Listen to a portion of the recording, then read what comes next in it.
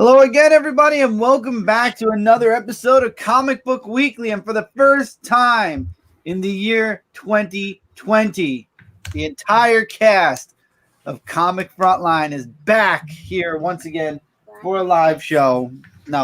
So what's going on, everybody? I'm Chris, Dark Avenger C86.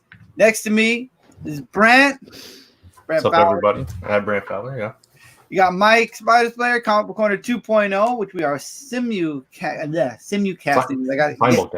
Simulcasting, yes. Whatever. Hey. What's up, guys? How you doing? Welcome to the show. Below me is Mike, Dude Rocket Teen. Hey guys, how you doing? And next to Mike is Cat Comic Uno. Hey guys, what is up? And with that, we are going to turn it over to Cat, who is going to be starting off the show with news. Yeah, so we have a little bit more news than we have had in the past, which is nice. And media news-wise, though, we don't have too much. So we're going to start off with that. And Michael, even pre-show, said how much he wanted to talk about Mortal Kombat, the Joker gameplay trailer. So What is up? So I saw the gameplay trailer for from Joker of Mortal Kombat. I got to say, his moves that they showed on there were really spectacular. Like, I like that he has like all the knickknacks up his sleeves. It's like all these things is like so maniacal, but also in an awesome way of like saying, guys, I got to have this guy on my team because he's like all over the place and very brutal. So I have to say I was very impressed with the gameplay, and it's just really awesome. There's really nothing more to say other than just awesomeness, like I could say. Nice. All right, well, we're going to move on to the next thing. And honestly, I just kept it because I felt like it was one of the bigger topics from this week. But Brant wanted to discuss it. And that is the Aquaman cartoon comes to HBO Max. Yeah, I think that's cool because, I mean, we know Aquaman doesn't get a whole lot of love, let's be honest. But, off the success of the movie and being on HBO Max, I don't know what the tone is going to be, but I'm hoping it's kind of cool, maybe a little bit more mature. I don't know. So, yeah. So here's my question. Why is it on the DC streaming service? It's probably going to be more expensive, honestly. But at the same time, it doesn't matter because I feel like the budget's the same because it's still Warner Brothers, you know? Plus, I'm pretty sure DC Universe is going to be available through HBO Max. I mean, they might. I think like they have their logo up on the website that they've been promoting for months. They have the DC Universe logo on the HBO Max page. So I don't know. I don't know all the details, but I'm assuming it's going to be wrapped together somehow. Okay. I just thought that it was weird that we're getting an Aquaman cartoon and yet the DC streaming service is kind of like dragging its feet in its second year of existence. Yeah. I agree. I mean, we'll see. If you guys have seen Harley Quinn, that actually was really good. So I recommend Harley Quinn. We'll see how Stargirl plays out. And they'll have any new shows, and Titans was renewed and all that. But we will see. The only reason I'm sticking with the service. I can understand that. I still haven't watched season 2 because friends have warned me of what happened, and I'm like, oh, never mind. So I really liked Titans season 2. Actually, did you? I did. Yeah, I liked it as well. I thought it was better than season 1. I'm still on episode 2 on season 1. I don't think you're always going to be on episode 2. I don't think you're going to be passing that, Mike. Oh God, that's bad. I still haven't touched Disney Plus, so that's pretty bad. I watched the last Disney Plus more than Disney in 2 years. Me and my son watched. Finally, we had a chance to watch the last episode of Mandalorian today. Yeah. And it was good. I love the end of that. That was so good. Didn't they get renewed for a season 2? Actually? Yes, it did. And then Justin says Harley Quinn shows way better than I expected. Oh yeah, for sure. I had the opportunity to binge it all at once, and it was amazing. I really enjoyed it. And then Tevye said, "What about Young Justice?" I mean, we've talked about this before. I love Young Justice, but honestly, I didn't think season 3 was that great. I think I had a lot of hiccups, but I'm still looking forward to the next season. I'm hoping season 4 will be better. Yeah, I haven't finished season 3 yet. That's a testament, right? I think the other seasons would have showed that, like, oh my God, I need to watch the next episode. And season 3 is like, I I guess the next episode's here. Exactly. So that's your answer for Young Justice. Also, are you guys hearing clicking on my side? Because like I'm trying not to click on my computer, but the mic is right next to me, so you don't hear clicking. Oh no, I don't hear. Oh, on your end? No, I don't hear clicking. On my end. Okay, yeah, no. Okay, good. Just making sure. But yeah, we're gonna move on to the next topic, which is we're gonna actually do kind of a topic video on this to extend of how many X-Men titles there are, but we have X-Men's crossover coming. So we have more X-Men titles and an X-Men crossover. I think the crossover makes sense though, because they set up stuff. We'll see how they all relate, but I don't want to say, is there too much X-Men? Because again, that'll be the topic we discuss, but I knew it was coming. Yeah, I mean, it's kind of inevitable. They set up all this stuff, like you said, Kat. They have to have a crossover at some point to kind of wrap all of it up. So, yep. Are you guys all picking it up? Probably. Maybe. Maybe. If we're still liking the It X-Men depends. at that point. It depends where X-Men are in a year from now. It's in December. Yeah. Yeah, and how many X-Men books we pick up, which ones they coincide with. So next up is that Spider-Man and Wolverine rejoins the Fantastic Four. So that should be interesting. I'm still reading Fantastic Four. I really don't like this arc, but I do like this series a lot. So I think this is some of Dan Slott's best work. Yeah, I like Fantastic Four, and this, I mean, both. It's weird to have Wolverine back on there. Spider-Man makes perfect sense anytime you want to put him in there, but Wolverine was like part of that whole fill-in squad. Back. Yeah. Well, if you really think of it, though, Spider-Man, Wolverine, like they did have a couple of meetups in the past, so it would kind of make sense. I mean, I understand what you're saying, like Wolverine. Like you can't really see in a Fantastic Four because Spider-Man was there when he was there for Johnny Storm's replacement in that white and black Spider-Man costume, which was really awesome. But I could actually see both of them since they did a couple of meetups to be rejoining Fantastic Four. Yeah, and I'm sure it'll make sense within the story because I think it's tying into Empire and all that stuff. But I mean, those costumes look weird because they're like all blue. And I loved it. I loved that. Really? Actually, I thought Wolverine's was gonna be interesting. It's gonna be funny because they're gonna wear it for like an issue, and then you don't think they're gonna change it. I think they'll change it. I thought Wolverine's looked cool, but Spider-Man's looked weird. It looked like he was the Bagman costume again. Weird thing. I mean, I don't know if we'll go to that level. But it's cool. I don't know what happened to the white costume. Everybody loved the white costume. Why didn't they bring that? I forgot about the white costume actually. I feel like it didn't last that long. It was cool. More futuristic saying. I still have mine on my wall, the white costume. That was during the time of like Dan Slott too, where Spider-Man's costume would change like every week. Exactly. Right. That is true. All right. Well, we are going to move on to the next thing, which is Catwoman's 80th anniversary special is coming out. They also have a Joker anniversary special. And I mean, I know they want to celebrate these 80th anniversaries, which makes sense, but I feel like they're kind of utilizing this just to make money in the market at this point. Because now it's just like, is every superhero and ever going or villain gonna have these 80th anniversaries? I think Robin made sense, even Batgirl, but Catwoman and then Joker, like these just seem like cash cows. Like Joker deserves it. Catwoman, again, it's like it's DC pulling a Marvel. They see money, they see a good chance to be like 80 years. And well, I mean, to be fair with Catwoman, it's like how many like prominent female characters do they have to showcase in that way? So it's kind of like we have Wonder Woman coming out. Yeah, we have Wonder Woman probably come out. Yeah. So I mean, but it's still not a lot. It's just a handful. So I don't mind it. I agree. Of course, it's a cash grab, obviously, but I don't mind it at the same time. Am I going to get it? Probably not. Yeah, I mean, I don't think I will get either. Maybe Joker. I might read Joker. I might try Joker.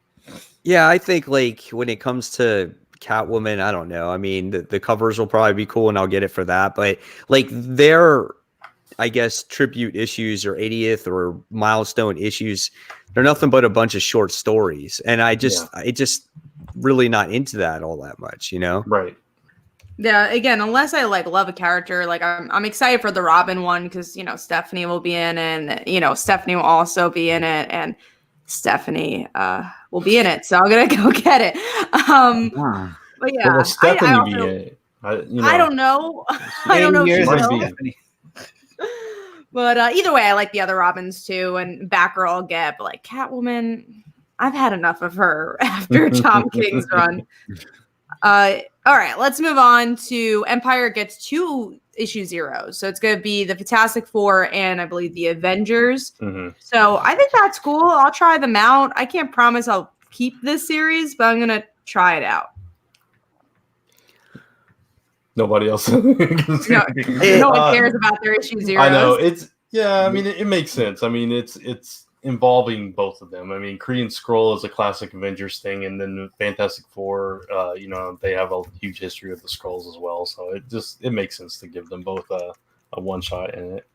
It makes sense too, I guess. I just feel like it's just going to cross over everything in the planet when it comes to the Marvel universe, and that kind of scares me a bit because I don't know if everyone's going to be into this type of event. It's going to have to really wow me. That again, that whole issue that came out by the time the end of the year came around, we talked about it. It wasn't impressive. So it's just like, is that your lead into your event? And then you got these couple issue zeros, and it's like, I don't know, how good is it going to be?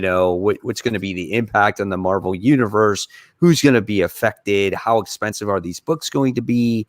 There's a lot of what ifs here, and I don't know. We'll see. Yeah. Mm-hmm. All right, let's move on to another event. Well, actually, another book in general, and that's Children of the Atom, which expands from Dawn of X, which is our X-Men debut. And the lineup is Cyclops, Angel, Marvel Girl, Gambit, and Nightcrawler. Nightcrawler's in a book already. Marvel Girl is too. Angel is. Cyclops is. Do we need this book?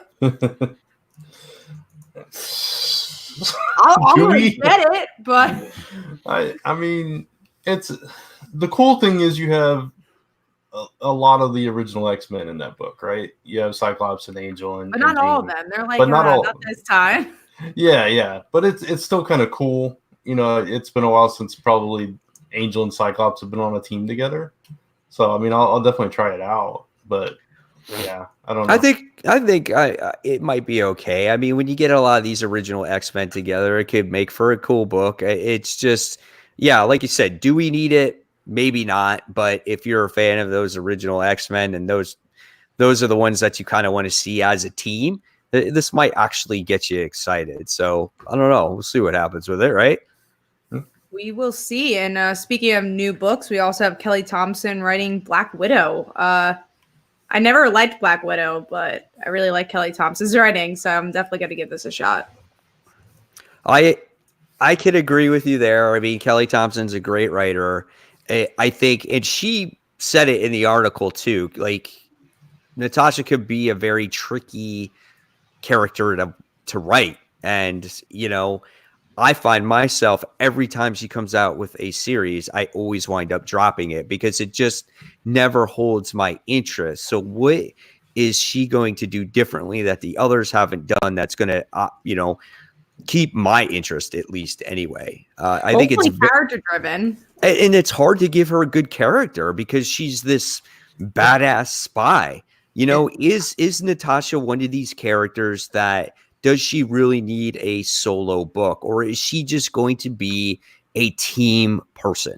See, I think part of the problem is that every writer that gets a hold of her always delves back into that same story, which is her past, and tries to build something off of that instead of trying to do something original. So maybe Kelly Thompson will run with that and do something original with her. But I'm completely right there with you, Mike. Every single time I try it, and then it loses my interest right in the middle. Just like this recent one, I think the first 2 or 3 issues were pretty solid, and then the whole thing fell apart for me. So, hopefully I love Kelly Thompson, and I try everything she does. So hopefully that she can do something special with her. But also the question is, does Kelly Thompson have too many books? Like, I hate to say that because I want her to write everything, but I do think it's hard to balance everything. She has Black Widow, Captain Marvel, Deadpool. I guess she's taking a break from Jessica Jones, but she has Sabrina. So it's definitely a lot of titles. Yeah. I mean, most of her stuff, unfortunately, for some reason, doesn't last very long. Yeah, sadly. Yeah, so who knows if Deadpool will still be going by the time this comes out? I don't know. Or if she'll still be on it. I guess we'll just have to wait and see. But yeah, no, I totally get your point. Hopefully she's writing far enough ahead that it's not going to affect her like, other writers that take on a lot all at the same time. Yeah. I agree with Comic Universe. Oh, let me put that back What do you up. say? With Kelly Thompson. If anybody could write it right. I completely agree. She's 100%. I think either Tom Taylor or Kelly Thompson. Those are only two people I can think of right now in this industry that work for the big two that could do it. Yeah. All right, let's move on to the last topic here, which is Dreaming is ending. This is for Chris. I know he likes those books. I think that it's ending and they're going to restart it because I was reading the article about it and they said that there was another team that was supposed to be coming on board. What I think is happening is it's going to be the end of a chapter because at the start, Sandman had been missing. And I'm a couple of books behind, but I've been up to date with what's going on. And I think what's going to happen is the Dreaming is going to end and something new is going to begin and they're going to renumber it into a new volume. Or maybe it's not doing well in sales and they're just letting it go. I'm not sure yet. We'll have to wait and see. I think they said issue 20 was going to be the last one. So after 20, we'll see if they get an issue number 1 again or if they solicit an issue number 1. We'll see. But yeah, that's all the news for this week. So we're going to jump into Wasn't there another news piece that you added about Punisher mini? Oh, well, I deleted that one because you're the only one who marked it. But if you want to talk about it, call me out. You could talk about it. No. It's okay. We can move on. Now nobody cares. Well, it's basically just the new Punisher mini brings Max characters to 616 universe, and I thought it was actually pretty cool to know that the Punisher Max and all that in the 616 universe is going to be something to look forward to, and yeah, laugh, funny. You're really funny. Scrolling. Well, that's all I got to say. I'm excited for you, Mike. Hopefully you enjoy it. Yeah, with all the laugh scrolls and all that. All right, so that's all the news. So Michael, it's your turn, bud, to do Under the Radar. Yes. All right. So it's Under the Radar time where we talk about books that that we read, and I'm going to start first with a Valiant comic, which is what? Spoiler. I'm on top of it this time. Yes, spoiler alert. There will be spoilers. Yes, so be aware of that spoiler alert. All right, so I'm going to start my book from Valiant, and that is Rye issue number 3. I didn't really read issue number 2, but I did take a little glance over it though, and what I saw was that from the last issue, Rai was like knocked out conscious while Raijin is basically fighting all these dinosaurs and these prehistoric things, and we have these armed assailants who are going after the both of them. And I like how when Rai wakes up, he's like in a virtual universe, so to say, and it was taken by what was her name that intercepted him? What was her name? I can't remember. Well, anyway, she explains about the whole that they haven't seen each other for so many months and they haven't communicated in some sort of way. So the only way to communicate with him was through the virtual world. So they focus a little bit on that with lots of explanations and how he escapes the virtual universe, along with Raijin, who is fighting off against the armed assailant. And what I liked about the ending issue, after Rai escapes and all that's said and done, there was like a whatchamacallit, the Red King actually sighted Raijin and wants to bring him back alive or in a repairable state. And whatever that means is to be continued continued until so. This was a cool issue I enjoyed, and it was really nice artwork for this comic book. So, cool. Awesome. Kat, what's your under the radar book for this week? Mine this week was Dead Eyes. I feel like not enough people are talking about this book, and it's really, really good. So with this issue, let me actually look through this issue. But yeah, this issue we get to see Dead Eyes is not as much of a villain as we think he is. You know, he really is just trying to give money to the people that deserve it. And what I really liked is that his wife is starting to kind of have this vigilante side to herself too, because she's in the hospital and she realizes these other people in the hospital are also not being treated correctly and having to give a lot more money than they should. And she's like, well, we kind of have to help them out. So I like their dynamic a lot. I like that she knows, but they don't really talk about it, but they kind of do. And also the action's really good for this book, but I can't wait to see where this series goes because it has so much potential and it's really well done. Yeah, I love this issue as well. And I thought of you, Kat, when they had the whole kung fu fighting, like the karate guys that come through the elevator and Deadeyes has to he has to improv and he's like, oh yeah, there's this leak in the wall. And then they start going, yeah, bullshit. And they start fighting and he uses a buzzsaw and he chops off their hands and stuff. Dude, yeah, that was crazy. And then he had to the canine with him to sniff out where the money was and everything. And the canine's just looking out to the side. And it's just like the dog was always right there going, huh? You know, it was hilarious. I love this book. It's so well done. Pick it up. All right. So, Brand, your under the radar book for this week? Mine is a book called Over the Ropes. This is issue 2. It's from Mad Cave Studios, and it's a wrestling book, so I'm not going to spend a whole lot of time on it, but I know Chris reads it. I know you didn't read this issue, though, but you read the first issue, right? Loved it. Yeah. So this issue I thought was stronger than the first issue, and basically last issue, this wrestler goes into business for himself. He was told to do the job, play this other character, and he decided to debut a new character, and he becomes the world champ, and the promoter is not happy about this, puts a bounty on his head in this issue, and all these people are coming after him. There's a sumo Elvis Presley impersonator wrestler, which is really weird, but he's coming after him, and then by the end there's these people from this guy's past that come into play as well, and that's setting up a 6-man tag match for the next issue. So if you're into wrestling and you like the indie scene especially, this is a really cool book to check out. Definitely agree. All right then. So Chris, I don't have one this week. I literally only read a handful of books. I'm not even gonna have a top 5. So all right, and then we last but not least go to Mike under the radar. My under the radar book is Red Mother issue 2. This book was really well done. Again, this one's done by Boom Studios. This is something that people should pick up as well. This is like right up there with Dead Eyes for me. But there's so much mystery that surrounds this book, which makes it so good. And you have just more questions than answers in this second issue. And I love seeing Daisy again, still trying to put her life together. And it just every time you think she's about to recover, just things go wrong for her. You know, she keeps having like these relapses, seeing this creature or whatnot. And then at the end of the issue, she winds up getting this box being delivered. And what was that thing? Was it like a mechanical? Was it a heart? Mechanical heart? Yeah, that's what it looked like.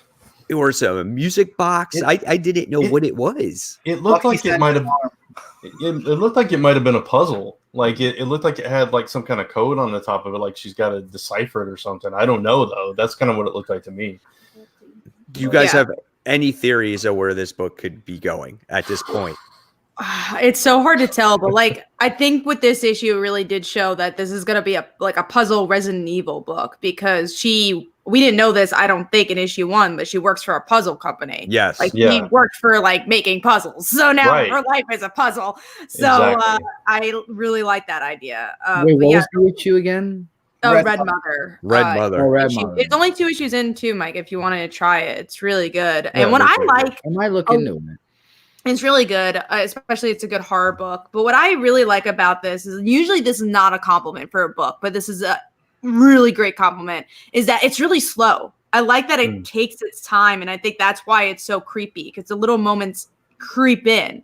But yeah, I really like this book a lot. It's slow as far as progression of the plot, but the pacing of it is actually pretty good. Yeah, it's interesting because it's able to balance that and keep your interest even in the slower moments.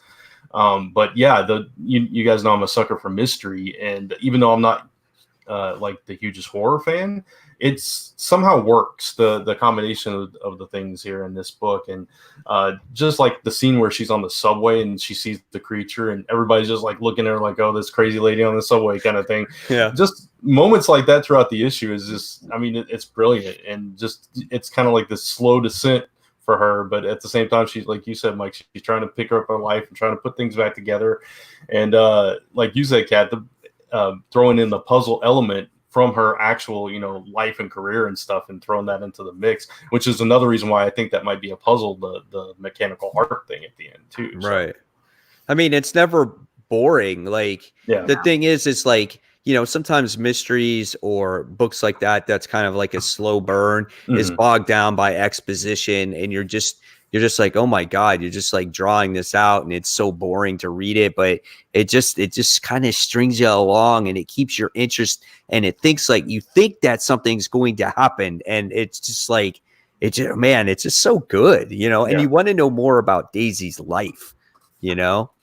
So. It's driven by character. That's why it works. It's a slice of life book, weirdly enough, but obviously not. It's a horror thriller more, but as of right now, it's very much just about her day-to-day life, which is cool.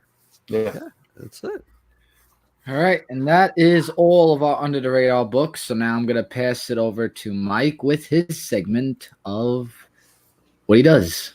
Of what he does. So Mike Spider Slayer does. Yep, big books and top 5. So this is the time of the show where we talk about those top 5 books and the big books of the week. If you guys ever have any comments about these books, feel free to chime in. We'll try to do our best to shout you out. And also, we want to thank the viewers for watching right now. So thanks, guys. Really appreciate it. All right, so let's talk about the first one. This is Iron Man 2020. This is issue 1. Most of you guys are probably not going to read it after this first issue, but I actually liked it because you're Brant this week. You're definitely a Brant. Yeah. I am just a sucker for like Iron Man, though, in many ways. I've always been a fan of the character. I'm kind of find it interesting about the machines taking over the world type of situation. I've always loved Iron Man's armor and things like that.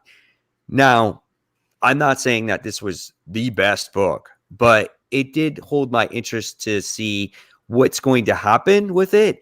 And if it does go down the toilet, I won't hesitate to drop it. I'm not a completionist. I don't have to finish it. I'll be like, I'm dropping it. The Mandarin Core 2020 is coming. Oh God, let's hope not. And then but there's some of the tie-ins in there that I do want to pick up, like Pepper Potts one. Curious to see what Wolverine has to do with this whole thing. Things like that. So it was okay for me. Not the best, but it was okay. You guys go ahead, say what you guys say. I think also it really depends if you've been reading Iron Man, because I mean, I know you haven't, Mike, but I think people that have been reading Dan Slott's Iron Man is gonna like this more. But yeah, it wasn't bad. I just wasn't interested in anything. Like it wasn't badly written. It's just like nothing grabbed me. The ending with the machines, I guess, was interesting, but didn't really feel like a Marvel book, weirdly enough. It's like, oh, okay, these machines are taking over. And I don't like Arno. I've never liked him. I still don't like him. Yeah, that's what ruined the book for me. I was like, no. Yeah, I didn't care for this one either, but it's part of that I don't like Arno, and part of it, I didn't like the whole Machine Uprising arc when the Iron Man series started. That's what happened before, right? Yeah, in the last series, it started there, and then it kind of built up, and it just overtook that book, and I dropped the book because I just didn't like that storyline, and now we're continuing that into this storyline, and that just like sucked the interest out for me as well. I thought the art looked nice. It wasn't badly written. It just, like Kat said, it did not hold my interest at all. Yeah, could totally see that. I mean, I can see why people don't like it. I knew from the start that Kat wasn't going to like this. She's never been an Iron Man fan for the years that we've known her. Yeah. The only Iron Man book I've ever liked was Matt Fraction's Iron Man. Right. And that was a phenomenal story. I will say that is like the best Iron Man that I have read. I remember when all new Marvel came out and we had that first Iron Man book. She's like, yep, I'm dropping this after issue 1. It was good, yeah. Although Superior Iron Man also was a good book. Yeah, and that was a mini series. And who wrote that one? Tom Taylor. Yeah, Tom Taylor. All exceptions. That Matt Fraction run was that's next level. That's I mean, also changed stuff. Like there's characters that are now popular characters that appeared. I mean, Pepper became Rescue in that book, and artwork was really good. So if you ever read anything Iron Man, go read that. I think I have. We could get something like that. I think I have Fractions Volume 2 of that run, and I'm trying to get. I want to get Volume 1 of it because I want to reread the whole thing again. I have, but I won't pay full price for it. I got pay cheap price for it. I actually bought those when they were coming out. I had the whole run, when those were coming out. That's when I started my comic reviewing, so I was picking up then. We do have a question for BrawleyCon that I want to answer quickly. Am I going to be at MegaCon this year? I wish it was actually going to be on the list, but things just didn't add up for this year. Maybe next year. So we'll see. I would love to go. I'll be at MegaCon. I won't have my own booth or anything. I'm not one of those huge YouTubers that have their own tables and shit like that. But not this year. Yeah, not this year. I'll be there. Yeah, next year. Yeah, I'll be there walking around. So if you want to come meet Mike Spider Slayer, you just got to find me on the floor. I'm like, we're just gonna do a meetup. Whole row. It's gonna be like Mike Spider Slayer, Last Number Press, Comic Uno. And we'll give Michael a Dude Rock little table. One of these days. Maybe next year. But yeah, next definitely go meet up, We'll Mike. take over a whole row. Yeah, next year. Yeah, we will definitely. We couldn't do one table, but we're gonna do 4 next year. Exactly. Yeah. That's how fast we're gonna grow, right? Okay. Yeah. Sorry, I was reading a comment. That's true. Moving on. I thought, I read it wrong and I read it right? No, you didn't. All right. So next big book that we will be talking about is, I got to find it now. Hold on. What was it? Flash Forward issue 5. I haven't read this series since issue 1. So supposedly something happened in this book. So what made this book so big this week? Flash forward. No other books came out. I think that was a major reason why, but also it involved Wally created this. You've been keeping up with the book, right, Mike? Or you dropped it at an early point? Oh no, I dropped it off issue 1. Okay, you did. I still read it. But okay, so he's on this planet right now that what's that stupid guy? It's the dark multiverse goo stuff. I don't know. The matter, dark matter. Yeah. No, I'm asking who the guy was that. The guy, Tempest Fugonaut. That guy. You. Yeah. He's got the weirdest name. Dude. I know, right? Yeah, he's telling Wally he's the only one that could destroy this world because he created it. Yeah. Through his connection with the Speed Force and somehow knowing about the change during Flashpoint, and he created this negative planet, and on it are his kids and all of his other memories. So technically, the children might not be real, or they might. Real, we don't know yet. It was kind of created out of his grief of losing them, so that's why, and then it's spilled out. So he's kind of the cause of it, and also he came in contact with the Mobius chair and gained all this knowledge in this issue too. So he sees his future and past and all this stuff, and so that was kind of the big thing, that he was at the center of this whole thing, and now he's the only one that can fix it. Still didn't like the book. I found it more interesting than the entire series so far. I'm going to obviously read the last issue. I mean, it's definitely organized better than the rest of the series. So I'll save take it? that. No. Don't buy the trade. Nothing will save this book at this point. No. No matter what happens in the next issue, like I'm not gonna like this series. I'm seeing it through because oh my god, Siri, stop it! I have Siri on my computer and I need to turn it off because anytime there's something that sounds like Siri, turn it off. Like stop. I gotta figure it out. I don't know how. Siri, how do you turn yourself off? That she like turns on even more. Let's see. There's network. No. Anyway, So we'll figure it out. How to turn off series on Frontline on the Comic Book Weekly. Let us know. So what is the purpose of this book?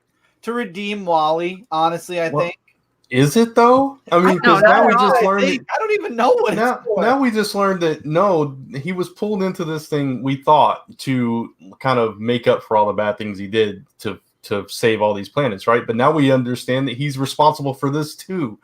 So it's like, wait a minute, this guy's doing a lot of it. We thought, yeah, so he did worse. So he's already doing bad things.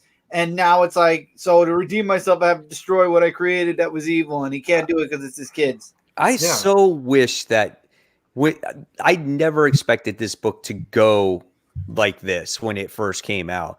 Why couldn't it be just him redeeming himself in the normal universe based off of what he did from Heroes in Crisis?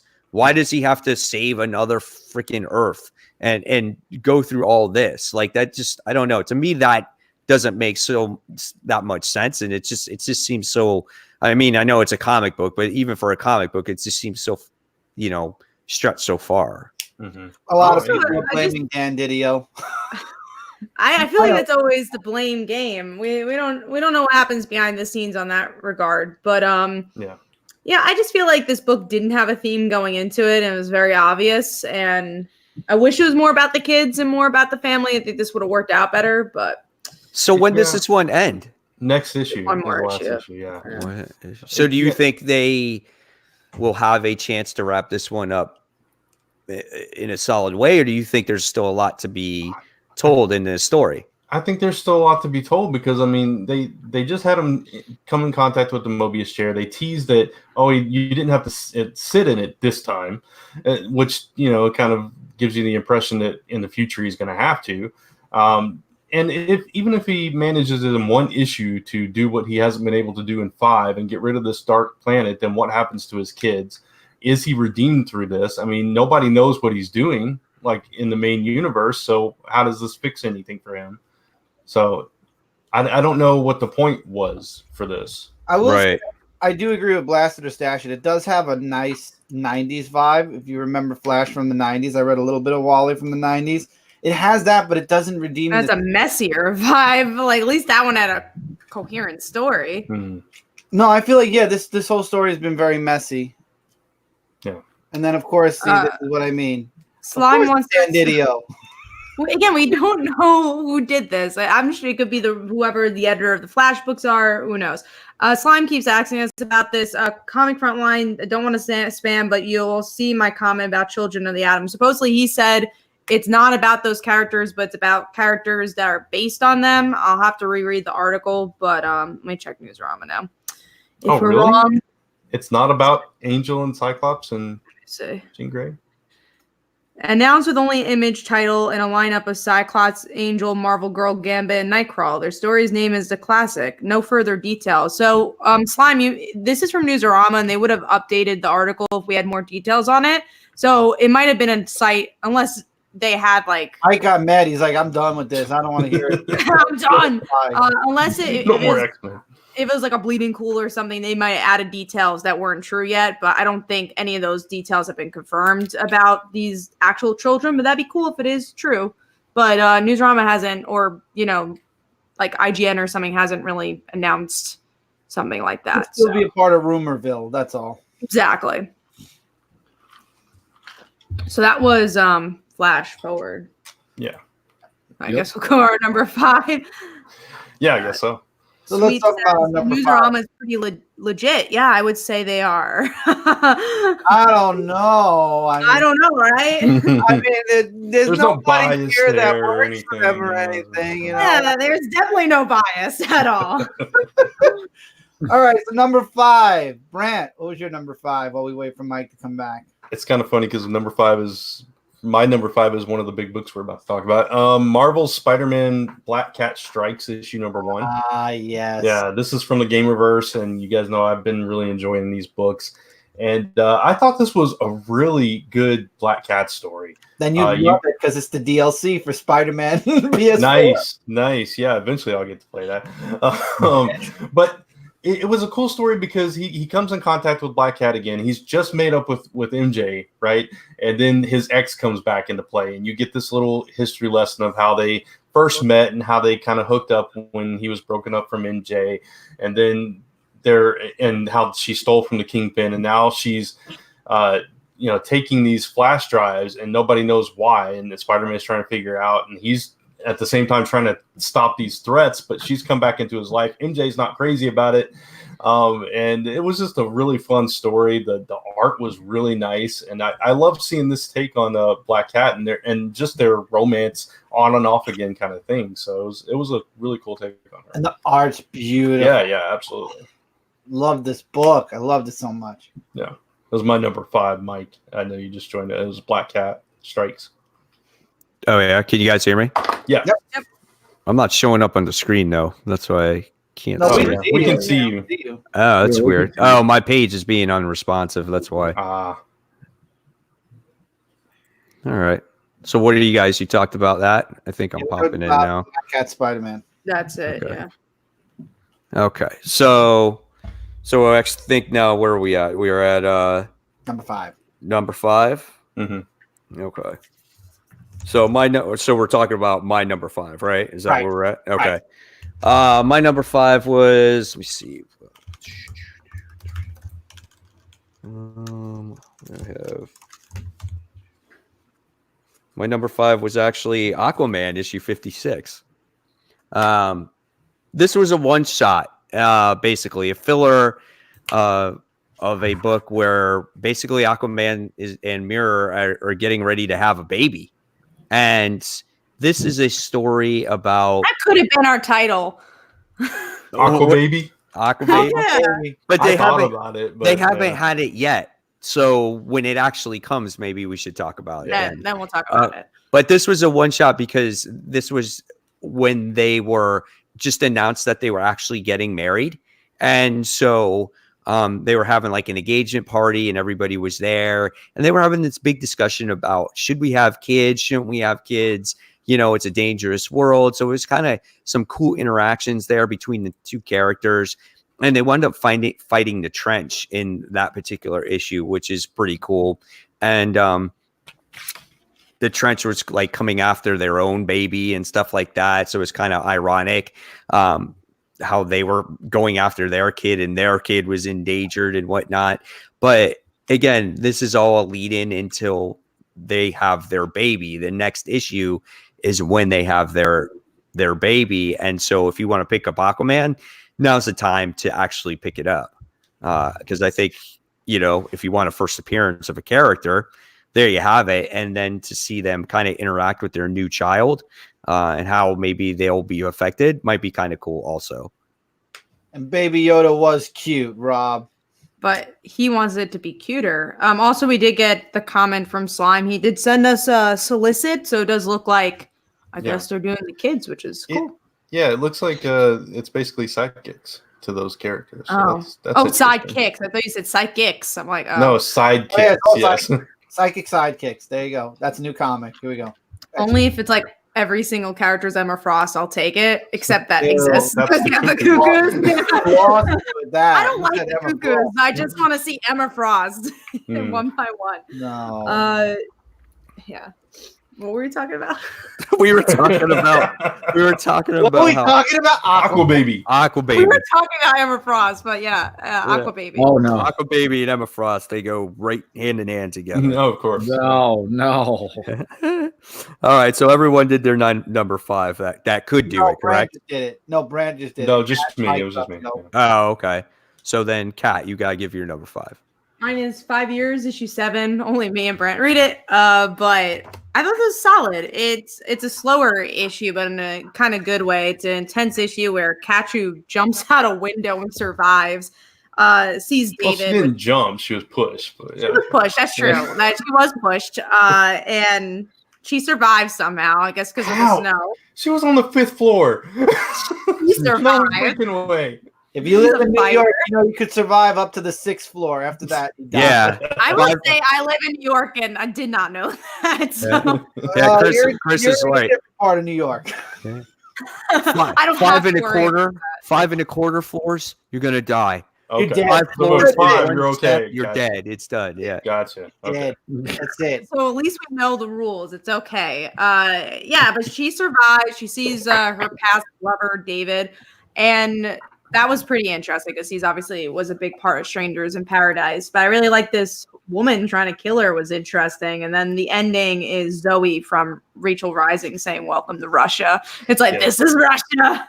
That was I almost picked that panel. That was close for me too. Yeah. This was my number 7, so it was close. I enjoyed the issue, but like you said, it was a little bit slower. I love seeing David again, and that David was the driving force to get her to wake up. I thought was pretty cool. So. I always find it fascinating her love for David and Kachu and like how complicated but simple it is. You know that she does love both of them and from different times of her life, which was really interesting. Yeah, absolutely. All right. So now we're talking about some more books, right? So we got Michael's number 5. Oh, he did read I 5? don't have number 5. No, he said he had 3. Yeah. He said he had 3. That's why. And how many do you have, Chris? Only like whatever I X'd. I don't know. I didn't even. That was 5 books. 1, 2. I think. You think? See. Yeah, it was 5. So what's your number 5? I have number no 5 clue of because those? I didn't put them in order, so we're just gonna go through them as we talk about them. All right. And then I'll say, All this might have been my number 1. You're off the hook this time. I have a 1-week-old baby. I'm lucky if I could count to 5 at this point. Yeah. I love that you had to think about that too. It's like, Yeah. I think I think I have a baby. I'm not sure anymore. Where am I? How many children do I have? I have 1, 3. 3. 8. If I have 8 kids, I'm out. I'm moving to Russia. All right. Russia. Because we just said hello. Never mind, bro. Yeah, okay. Yeah. You're coming with me, so it's fine. No. I don't think so. Gotta come with It's too cold there. Okay, we'll go. Fine. We'll go to Egypt. All right, so we're gonna move on. Congratulations, Chris. Thank you. So you guys talked about Marvel Spider-Man Black Cat, right? Yes. Okay. So we're gonna talk about Go Power Rangers. I'm surprised you didn't get that one, Mike. Yeah, Mike, I'm surprised you didn't read that book. Black Cat's your Emma Frost. Oh, well, I feel like with that Gamerverse stuff, I'm like gonna be completely lost with it. No, you would have. No, you wouldn't have been. Really? Big background to when they first met, everything. Right. Great. I'll probably pick it up. If it's still there, then I might pick it up this week. It was really good, Mike. Okay. All right, so we'll go on to Power Rangers now. Yes. Kat, do you want to go or do you want me to go? Oh, you go. I like how in this issue, so the White Rangers finally created. The whole Lord Zed thing was a test. I had a feeling at the end of the last issue that it was Saba testing Tommy to make sure he wouldn't become, that he's not Draken or has pieces of him that would, abuse the white power. And Tommy comes back. He's the White Ranger. And then in the meantime, you have, this might have been my number 1, right? Or it could have been my number 5. I'm not sure yet. Let's keep going and find out, shall we? Everybody play the guessing game, and maybe next week I'll re-look over my top 5 and I'll see which ones they were. Winner, Brent will take out to dinner. So anyway. What? That sounds expensive. So I like how I keep forgetting who that person was from the Morphin grid, the head. Blue Ranger one? the God Ranger, whatever. Yeah, I just call him the Blue Ranger because he's the God Ranger. I'll call him that. Trini and Zach decide they want to be in on it with Jason as well, and they're going to help him form the team. So while all this is going on and Tommy becomes the new leader of the Power Rangers, Jason knows that it's because he asked for the help, and it's like a really cool retelling of the 90s with the twist of now we know that they're going to become the Omega Rangers, obviously. So I'm interested in seeing if the next arc will be when they go away to the Peace Corps and how they get their powers. I want to know about that, really. Yeah, I mean, for me, it's interesting because Go-Go was my favorite, but now that Ryan's writing both, I actually like Mighty Morphin more because I feel like a lot more happens because we kind of know what's going to happen already with this because, Mighty Morphin's kind of already done it. But I do like the character beat still. Like, I enjoyed Jason realizing he's not leader anymore, but being okay with it because he's going to be leader of another team. So yeah, it was a solid issue, and I like the ending with Kimberly. I'm very curious if that kiss meant I feel like there's two meanings to that kiss. It could be like I ran into Tommy's arms because I really don't want to deal with my feelings for Matt, or is it just like, bye Matt, I love Tommy? I thought that was very interesting. And then in the end, she doesn't marry either one of them because she goes off and does like that pink Power Ranger book. She marries herself. Yeah, she marries herself basically. And Tommy ends up with Kat, has a kid. And then we have the Dragon trade paperback story. We don't know what happens to Matt. We'll see. Maybe he's the one Kimberly marries in the future. Who knows? We'll see. Nobody here cares except maybe me and Kat. Well, we're the only one. You guys are really the only ones that read it, So, all right. So let's move on. We're gonna talk about our number 4, and I'll start with Kat this time. What's your number 4? Mine is Second Coming, issue 6. I'm the only one who reads this book, but no, I'm behind. I actually am starting. Oh, you are? Oh, it's really good. It's really out great of this series. world, and Brand should not be reading it. No, Brand really should Brand's not. Good. Brand should never read this book. Yeah, it's not up your alley. I knew already. Yeah. Once I mentioned the opener scene of issue 1, Brant was good. Nope. But I love this book. I love the commentary it has on religion and I guess religious establishments. But even here, we get to see Jesus. I don't want to spoil it for Chris, but Jesus does something. Don't worry about it. I'm still going to read it. Okay. Well, Jesus stabs the devil, and we don't know what ends up happening. Good for Jesus finally did something his father didn't. Well, it kind of was what the dad wanted, though, because because the dad's like, well, you're not like the superhero who likes punching people and like trying to do something. Like, you're so peaceful. It's not making any sense. Why do you like these humans? So is it the comic verse is evil? Well, he's tougher, I would say, for sure. And the ending of the book is that, the couple could not get pregnant, but God gives them a baby and she's pregnant. So we'll see where that ends up going. But I really love this book. It has so many twists and turns and has such a good humor about it. And I just love the analysis about religion and all that. So I really enjoy it. And hopefully it comes back soon because this is the last part of the arc and I don't know when it's returning. Sounds interesting. I know you love this book. You talk about it all the time. So that's cool. So good. Yeah. All right, Brant, what do you got for number 4? Mine is actually Legion of Superheroes, issue number 3. I think this has been a good series, and this was probably the strongest issue. This issue, John went back in time and grabbed Damian and brought him to the future to meet all the Legion and everything. And they kind of freaked out because in their time, Damian has apparently become a huge master villain. He was compared to baby Hitler in this issue.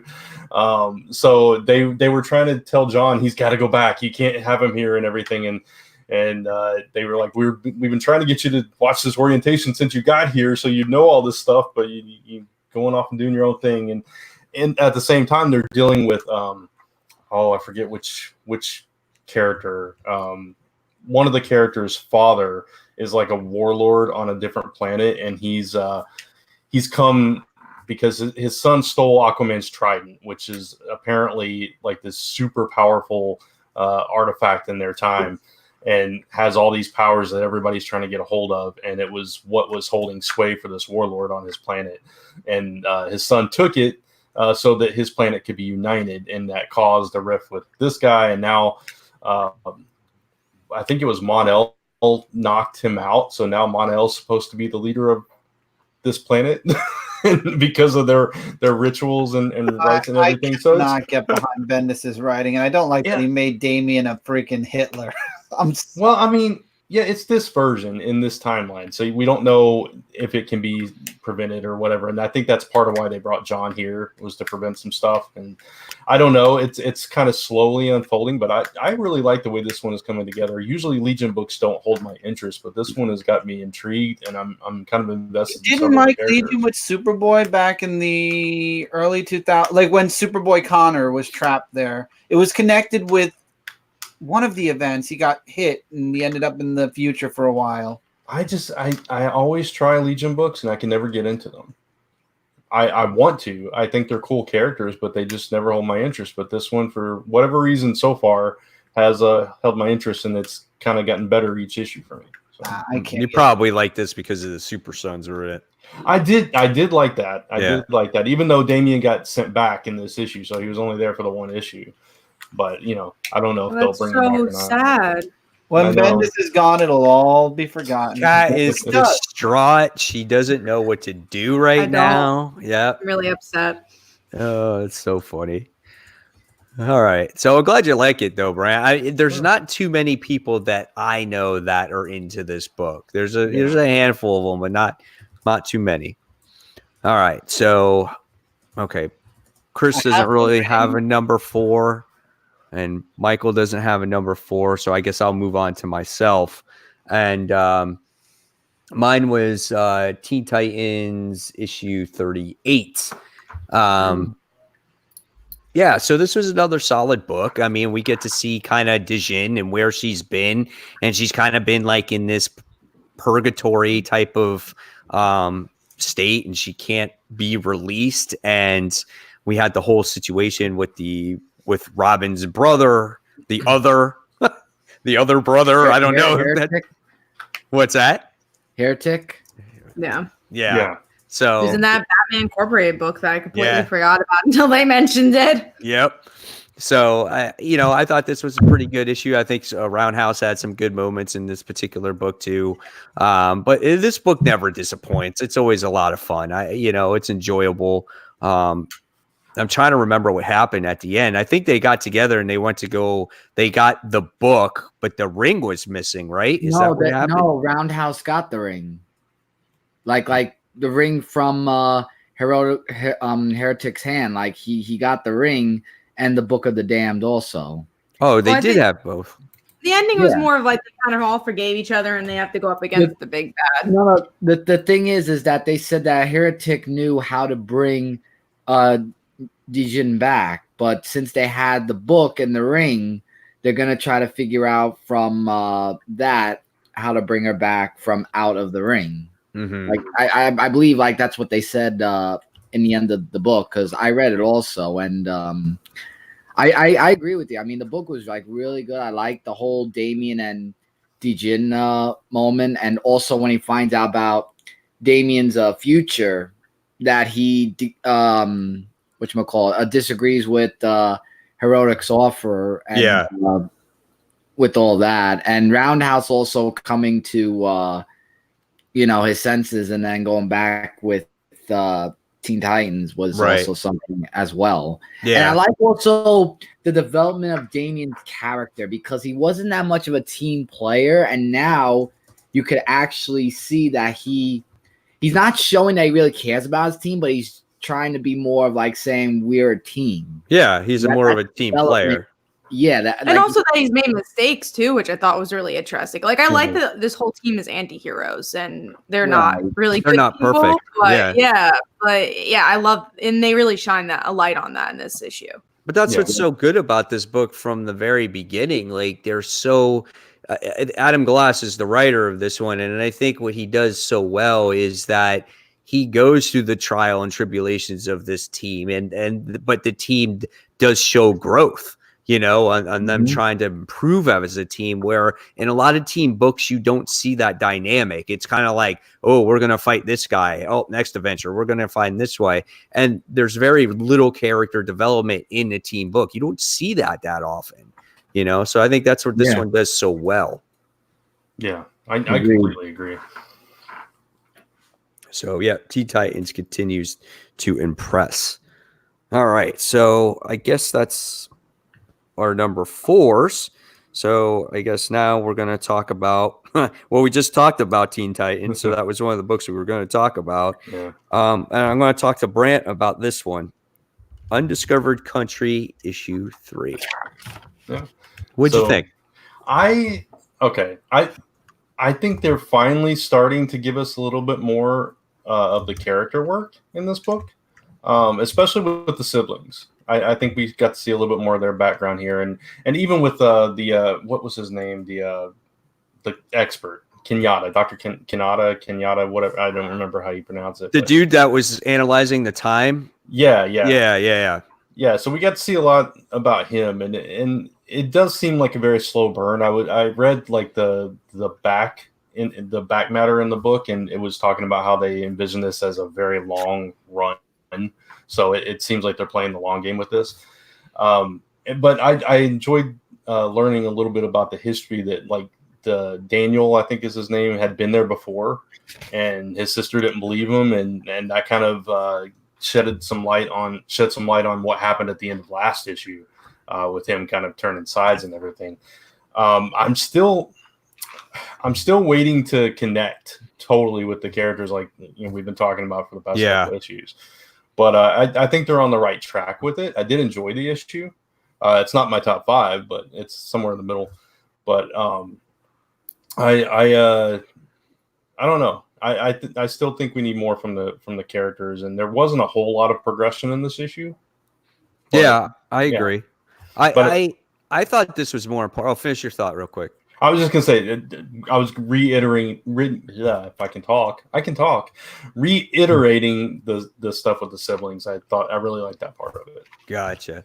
I thought this was an improvement too, just because they focused on that one particular character, whatever his name was again. And I find the characters are very hard to remember because this is such an expansive world and there's so much going on at the same time. So it's hard to get attached to the character.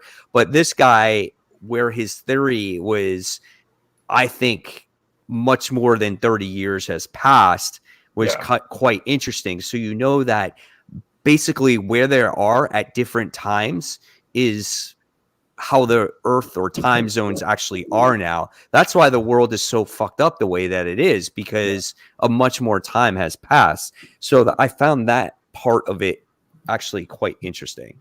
Yeah, and that kind of leads you to believe like they're there to find the cure for the sky virus, right? So by the time, if they were to get out, it would be way too late, right? If all that time has passed. Right. My only thing that I had with this issue mainly was kind of the ending. Like, he loses his coin, he gets his coin, like he finds it at the stand, and then they're like, "What are you doing? We're gonna get caught." And he's like, "We're already being caught." Now, was the person behind him, like, did he not see that person behind him as he was saying that? Like, I didn't get that part. Yeah, wasn't that was confusing? Yeah, it was. It was like, okay, this guy just came out of nowhere, and I don't know. It was weird how they were able to move through the market unnoticed anyway. Right. Yeah. So there's definitely, the story is not as great as I thought it was, but it's still for some reason just keeping my interest, and I want to see what happens with it. Yeah. It's like, if you compare it to something like Walking Dead, where Walking Dead was very character driven. Yeah. This, like we talked about it started off with a plot driven story, and it hasn't really progressed much from that yet. But I see potential in it, and that's kind of one reason that I'm kind of hanging on to it. I think there are rich characters underneath there. We just have to get to that point where they show us that. Right. I agree with you. I hope they do explore that more. Yeah.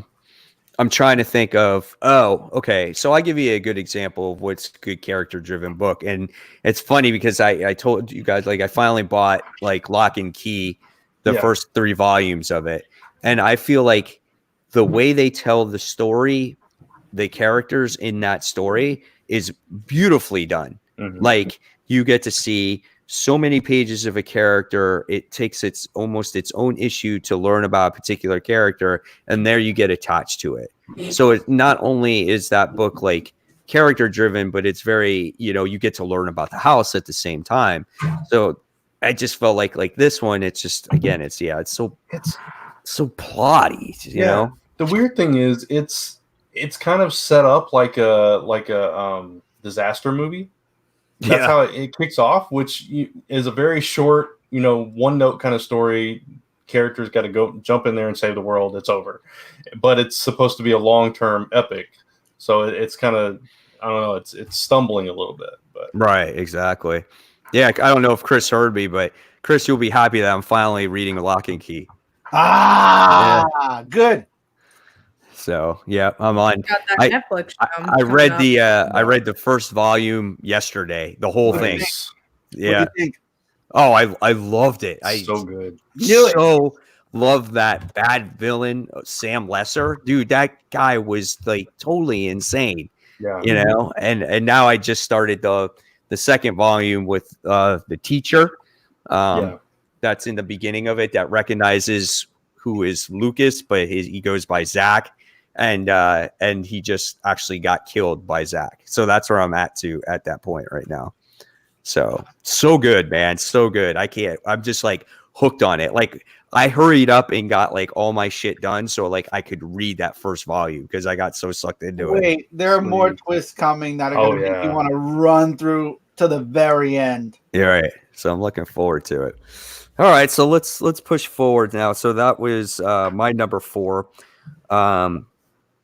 Or we talked about number 4, and we talked about Undiscovered Country. So now we're going to move on to our number 3. So I'm going to start with Michael this time because this is where he starts his countdown. Yes. Top number 3 book is Bloodshot, issue number 5. So this book was a little bit too like in like too many directions it was going into. Like, it was more about the story of Idola or Mena, however you call her, and she basically agrees to go on a mission that the general gives to her, but to go in like a different place. I mean, if that makes any sense. And then we go to where Bloodshot is still at that Agent Nix's place where he's but his name is Agent. Actually, I made a mistake. So with Nix, he was giving like Bloodshot a test run and everything of how he could use his new skills. Like, there was this new skill he had, which was using a like a screech effect, like the one that whatchamacallit, Black Canary has, like that screech. Supersonic screech. Yeah, thank you. Supersonic screech, yeah. And it was just like all over the place, I felt, and I'm trying to think, like, it was just like Bloodshot was looking for Mina, and they found each other in like this horror convention, so to say. And there was some about this black ball that came in, and then her sister was in it, Mina's sister, and yeah, it's to be continued. So it's an okay issue. Just a bit boring for some of it because it was going like all in these misdirections, but I'll see how the next issue goes to see if it makes any more sense. Are you close to dropping it? Yeah. We'll get to that when we get to the chop scenario. So that's my favorite part of the show. Yeah, right. All right. Any other comments, Michael? No, that was pretty much it for my number 3. Wasn't adventurous this week. Not this one, no. Wow. Not a lot of adventure. That's bad. When Michael says it's not adventurous, you know you're. All right. Chris, you have anything? Anything? No. I have Brett. a favorite cop. Yeah. Brett, what do you got, bud? Mine's a book we already talked about, Red Mother, issue number 2. Red Mother. That would have been mine too. Mine was also Red Mother, so I'm glad. Was it really? We all would have had the same book. Well, that's funny because my number 3 was Red Mother as Look well. at that! Yeah. Awesome. Look at that. Well, great mind thinks a lot. And guys, we don't come together and say, "Hey, is your number 3 going to be Red Mother this week?" Yeah. No, we don't do that. So just We hardly talk about the books unless something crazy happens. Right. Like we really hardly talk about the books. We don't want to spoil it for each other, so when we do talk amongst each other, we're like, "Oh, I read this book and this," but we never get like the impression of that's going to be your number 2. Or what you thought of it either. It's like sometimes we'll talk about a topic, but we'll never say like, "Oh, that was good, that was bad." You know? Yeah, we'll just say like, "Oh, you must read this particular book," or if when it comes to the show, we'll be like, "You must read this book because we got to talk about this book." You know, so sometimes that's what we do, but we don't spoil it for each other. So that's kind of cool. All right, That's right. That's right. that's right. Yep. You guys come together and form Voltron. Oh, that's funny. And I'll form the head. All right, so We did Tevye's. Well, it's there now. all right, so we all did our number 3, and so the next book oh my god, we're going to talk about this. Venom: The End, issue 1. Bad? I didn't read It was it at all. stupid. I read No. most of it. I just skimmed to the end. It was End books. no, it would This- not have been my number 1. This No. time it wouldn't have been Brant. Ha! Because of this, I'm not reading any more of these The End books. No. This Oh, is no. solidified the garbageness of it. This was not good. The only part that I thought was interesting is how the symbiote tried to hold on to the host as long as possible. I thought that was the interesting part. Like Poor Eddie Brock was basically tortured. I mean, he became a wrinkly old man when his brain dissolved. He basically, the symbiote kind of like put neurons in his brain, and his thoughts were his first date was a symbiote. He went in the ocean and swam for the first time with a symbiote. So everything he did was with the symbiote. It was, Oh, it was just like the Venom the movie. yeah, it was crazy. So that was his thoughts. But once Eddie Brock died and he basically was the last man on Earth, then that's when the book completely went south. From here, it went into this cosmic thing. It went into the point where he was the last organic life in the universe, to the point to where he created an entire multiverse. It was ridiculous and so convoluted that it was like, wow, I can't believe I just spent money on this. Did anybody else read this besides Chris? Nope. You were The not. only one I'm going to read is Captain Marvel, just because I think Kelly Don't Thompson's reading Waste it. your time. I These gotta books try are it. Stupid. They haven't been good. Miles Morales, I gave 1 star. Except Brant loved it. So. I didn't love it. I liked it. Wait, you like Venom the End? What are you talking No, about, no, Cat? Miles Morales. What? He's like, that wasn't the best. Yeah, it was. I'll go to my feelings. Got 12 copies. He's like, he'll go back in the office and be like, I like the Miles Morales. I think you're all right. I It do was- like the idea that he's like stares at it a little bit. Like he just gives a little No, glance. it was number 17 out of 18 last week. It was Oh not. my god. No, it was number 1. It was not. He I've liked got my it. list He didn't right love here. I can prove it.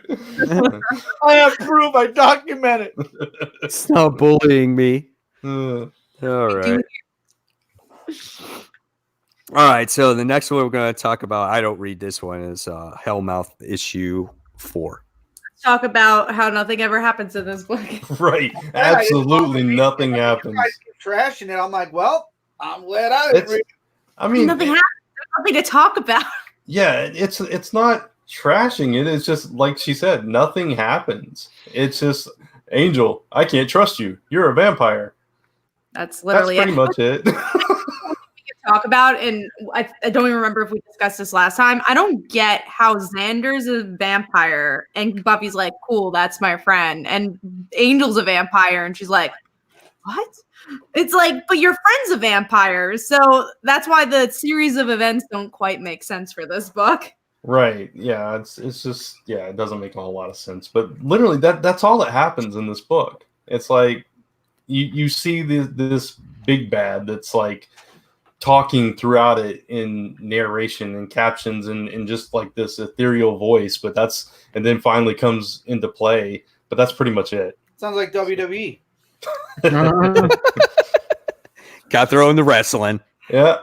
So yeah, I'm disappointed by Hellmouth. I was hoping it would be much better than it is. But. I agree. I just wanted to go back to the normal books. Mm-hmm. All right. Anything else to say about that? There's really nothing to say. That's it. WWE magazine from Boom Studios. Oh man. All right. So we're gonna move on, guys, to our number 2 pick.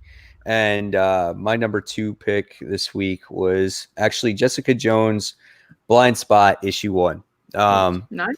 I don't remember if I read this digitally when it came out. Like, I don't think I did. And if I did, I don't remember it because it was a long time ago already, wasn't it? Like a year ago, maybe Was it more. only a year? I thought it was more than that. No, it might have been more because Purple Daughter came out last year for sure. Oh Okay. yeah, so yeah. All right. But reading this in a full issue, than the digitally stuff, I think this read so well, and I feel like Kelly Thompson really knows how to write Jessica Jones. Like, this was so well done, and just the artwork that was complemented with it was really well done. And I love the perspective that you get to see as Jessica, as she is a private investigator, on what she actually sees every time. And I love, even though we didn't get a ton of it, I love the Luke Cage and Jessica Jones moments in here as well, you know, as her being a mom and basically being, hey, you got to buy the right cereal, you know, and things like that. There was just so many good moments in this book. And at the end of it, you know, it was pretty cool too. And then you're kind of wondering, like, who set her up. So I love this. I thought it was so good. Now I can see why, you know, Kelly Thompson gets the gig that she gets, because this is perfect. This is so well done. The art for that book is amazing. Yes. It's a good book. And did you read Purple Daughter, Mike, when it was digital? No, I did not. Okay. Yeah, when I that did comes not. out, you should get that one too. There's a lot of interesting stuff with her and Luke Cage in that, especially. So. Oh, cool. I think Awesome. that's better than this one. This one's good. Yeah. Really good. But Purple Daughter is out of this world. Yeah. Okay, cool. Not just because Emma Frost is in it, but she's really good in it. Yeah. Do you guys know when that's coming out, or did they announce that yet? I don't know. But we'll let you know. If I see anything, I'll let you know, because that was really good. And this one, you're gonna really like Mary Jane. She shows up. Oh, does she? Yeah. Nice, awesome. That's really cool. Yeah, it's a cool book. All right, so yeah, that would. Oh, go ahead, Brent. It looks like it might actually already be out. Oh, did that come out first? It might have. Purple Daughter. It might have actually. I feel like I remember that. I don't know. I would look into it. Yeah, I think it might be out, Mike. Huh. I'll have to check it out then and see if I can find it in maybe a trade. Yeah, that might be weird. Oh, that's a surprise. All right, so I'll move forward. That was my number 2. And Brant, what was your number 2? My number 2 was Runaways, issue number 29. That's gonna be Kat's number 1. Yeah, probably. I was just thinking that. This was a really good issue. If, like Kat mentioned to me before I read it, if you're a Gert fan, because there was a lot of Gert-centric moments in this issue. And it was basically she found her role on the team, which was kind of overseeing with I forget the guy's name. Me too. And I don't even know what he is, but like, is he an assistant? Is he a butler? I have no idea. He definitely has history with the team, though, and I mean, intimate. He's younger history, than the guy. Yeah, intimate history, given the kind of the teases about his mother and all this stuff at the end there. So I'm curious to see what his actual role on the team was. If he was one of the team members, if maybe he's that guy's son. I don't know, but it's interesting. But Gert she's just like concerned about her friends and wanting to keep them safe, and she's learning more about the past J teams and their fate and how most of them are pretty much dead, and she doesn't want that to happen. And she's the only one that kind of sees through the kind of bullcrap that Doc Justice is kind of spewing here. As he's trying to kind of manipulate the team. So I really enjoyed that aspect of the book. He's really nasty. But one thing I like is that as a comic fan, like all this mythology seems like it would have happened in Marvel and DC. It's like, there's about 5 Princess Justices. They all died, and then they came back, and then they all died. One was a girl. It was really interesting. Also, but he only dated 3 of them, Kat. Only dated 3 of them. Yeah. Speaking of, what I'm really interested in is Carolina's bit, because he's like, I'm gonna end up with Carolina. I'm like, okay, good luck. So I'm really interested to see like how that will go with Nico and Carolina. But Gert was great in this, and I wrote a review for Newsarama, and I said that it shows that you don't need a psychically linked dinosaur to be a hero. And that's kind of the point of this book, is that there's all different types of heroes while the other characters are being this stereotypical superheroes. So it's a lot of fun. I really enjoy this arc a lot. Awesome. Slime stated Purple Daughter started releasing single issues in January of 2019 and then in a trade in April. Okay. So there is a trade out for it. Thank you, Slime, for letting me know. I'm going to have to pick that up. It sounds really good. Oh, that's probably better than this one. So I think you'll really like it. All right, cool. Then we had also. I was going to say we had someone that asked what comics we recommended. Yeah. Which comic books do you recommend? We say this as a group a lot. It depends kind of like what characters do you like? If you like a particular character, like do you like Spider-Man? Do you like Batman? Check out those books first. And then, or if there's maybe even a particular event that is out and you're not, since you're new to comic books, you're not bogged down by these events. There could be characters that you like in the events, and then you might want to check out those characters. Or if you just like, maybe some creator-owned comic books, that might, help you as well. It's kind of hard what to recommend because everybody's taste is actually different. Am I right, guys? Yeah, I think unless you know someone personally, like if a friend or family or whatever comes up to you and say, what comic should I read? It's so much easier because you know them. But when a commenter or a viewer says, like, what should I read? It's like, I don't know you personally, so it's hard to recommend because I don't know what your taste is. Exactly, because there's companies, there's types of books. I mean, I would recommend Lock and Key, but if you're not into like the sci-fi, horror, mystery aspect of a book, you might not like it, and you'll buy it, you'll read it, you'll be like, this was a terrible book. Right. We all like different things. I recommended it to, loved it. Yeah, and also because like we can recommend stuff to each other because we know what we like. So it's like it's a little easier. So it's like, oh, Mike, I think you'll really like Red Mother, and then we'll read it. It's like, oh, I really did. Yeah. And then you might be like Brant and really love Miles Morales the end, and no one else likes it. So I will say, to bounce off of Chris's though, I would recommend Lock and Key to anyone. So just putting that out there. I would recommend Teenage Mutant Ninja Turtles to anyone, but I mean that's just me. And then I'm here. So. Hey, you too. Yeah. I wouldn't recommend Teenage Mutant Ninja Turtles to everyone. That's a little bit of a harder sell. I'm a Turtles fan. I love the Turtles. I just don't think they're for everyone. Just like I also think it depends what deck that's true. Born in. That's true. We also had another. Oh, what are you gonna say, Brad? I was just gonna say, if you let us know like what genres or what kind of characters you like, we could recommend some stuff. Yeah, that's a little bit easier. It's like, oh, do you really like Iron Man? Then Mike's like, I hate Iron Man. No Iron Man. I don't want to hear no. But if you like Iron Man, we could recommend that Matt Fraction run that we were talking about. We also got another comment from Sweet. I really like last season Runaways TV show. We actually have not talked about it here, but me and Brent have both seen it, and I really liked it. So I really liked the ending, and I'm like, it's over? What? I'm so upset it's over. Because I was struggling with it. I thought season 1 would be better, but man, this was good and was really so. Especially the last half. I love the character work. I love that like actually went to Rainbow's run.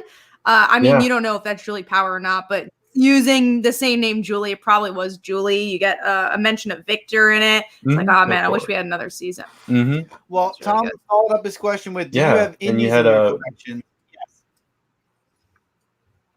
Yes. Oh, I think Brand's going slow. Yeah, Brand, you froze like bad. Okay. Brand. I'm still here. Hold on. Okay. But yes, So, we all collect indies. independent books. We do, How and we about write now? Can you indies. hear me? So we can hear you, but are you timed with us? 1. Nope. Nope.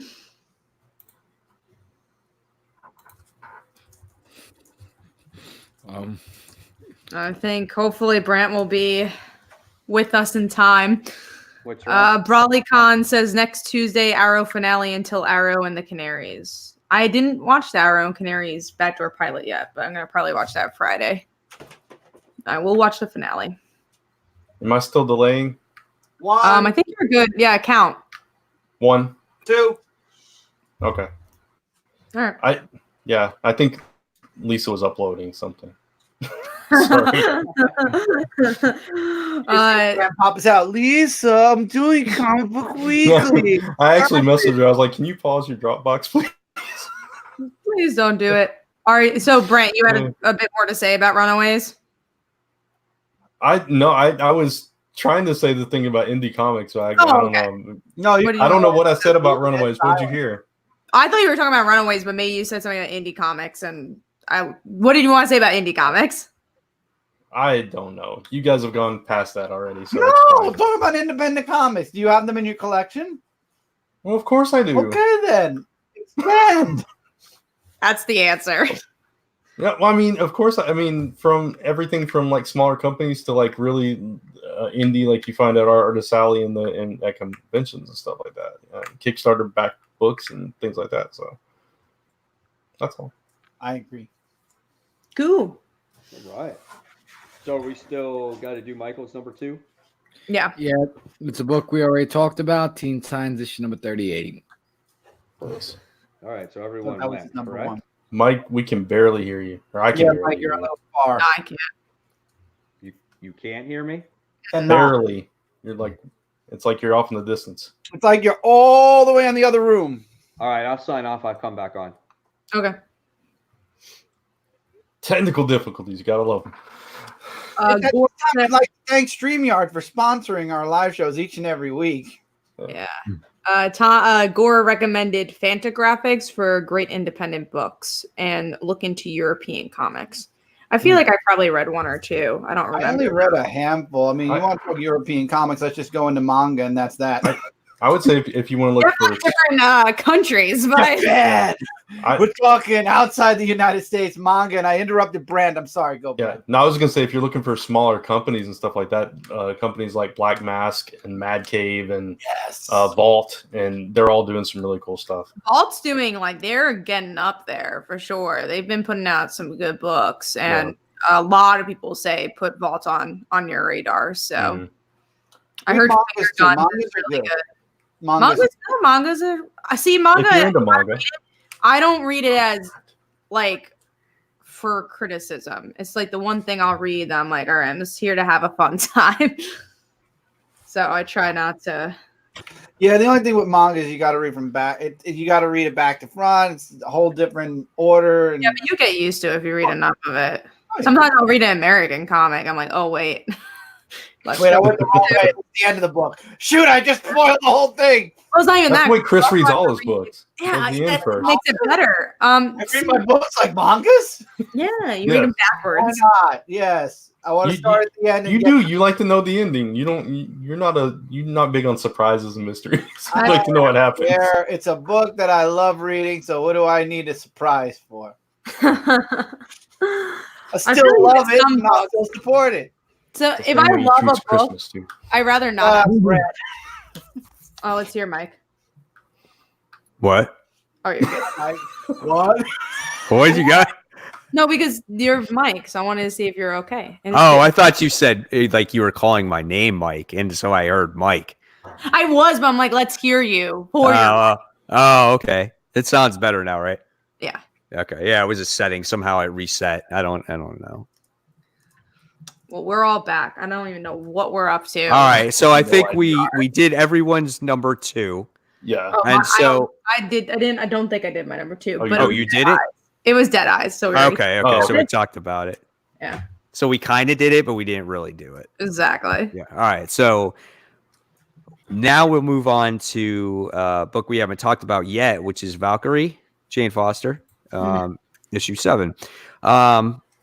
I think this book had moments, but overall, it wasn't the greatest issue for me. What do you guys think about it? I thought I had too much exposition. That was an issue, but when the beats worked, they really worked. Right. I love the Cancerverse stuff. I enjoyed Jane's overall story about her son, about her ex-husband. I thought was really well done. But yeah, a lot of exposition. I enjoyed the whole commentary about the death of death and how death is needed to survive. Actually. Oh yes, yeah. Yeah, I thought that was really what's the word? Poignant? Yeah, that's the word I was looking for. Thank you. I couldn't think of it. It was really poignant. Yeah, so I enjoyed it. I didn't really think it was too exposition heavy. I thought like when I flipped through it, I didn't think I was going to enjoy this issue, but as I dug deeper into it, I enjoyed it a lot more than I thought I would. So, yeah. I mean, this is a wonderful book, and it's just it's great. But this wasn't my favorite of the series. Oh, but I agree with that. Yeah, it wrapped up the story arc. Mm-hmm. So it was 2-issue story arc basically, and now we'll get going for another story arc. Next is actually, if I believe I'm correct, she's meeting up with Thor, which I think is going to be a lot of fun. Oh, yeah, yes. she's meeting up with Thor. Yeah. Nice. So that's going to be cool. Mm-hmm. All right. Anything else to say about Valkyrie? No. Just if you're not reading it, go check it out because it's For really sure. cool. Really good. I think it's one of the best superhero book out there, honestly. I think it kind of does everything right most of the time. Yeah, I agree, and I love in this issue you had the how at the end like how you speak horse. Yeah. I thought that was a cool little addition. All right, cool. So now we're going to move on to our number 1 book of the week. And mine was, once again, it was Dead Eyes, and we already talked about that. Michael, number 1 book of the week. Book we're All right. And Brant, you're number 1. The book we just talked about, Valkyrie. All right.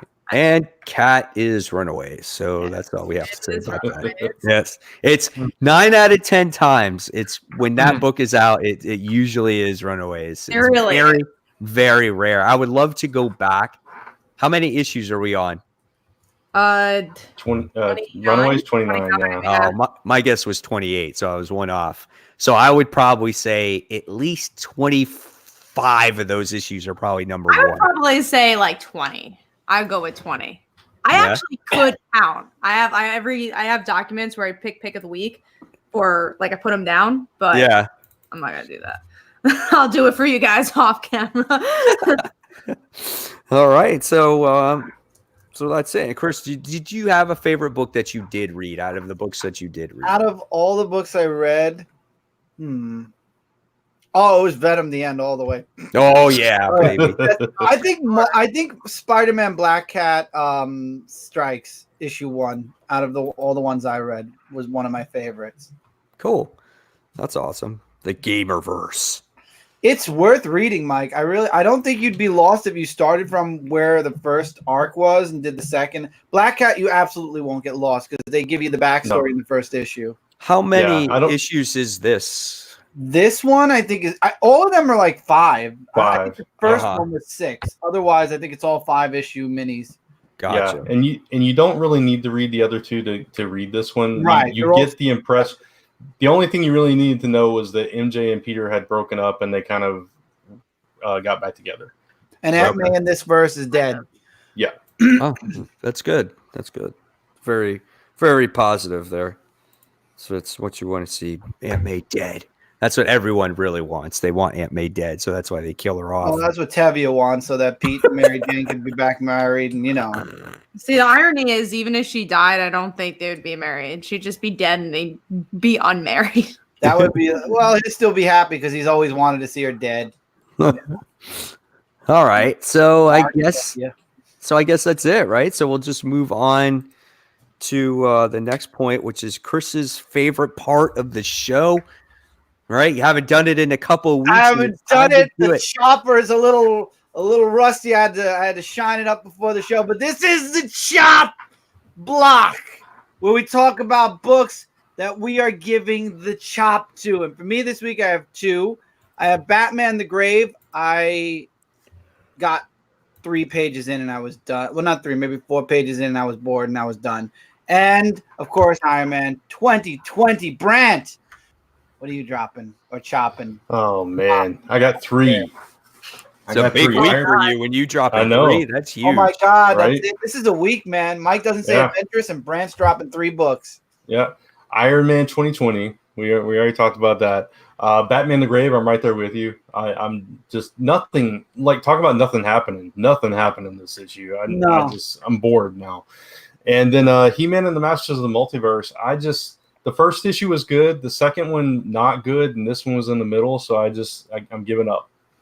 So I'm not enjoying it.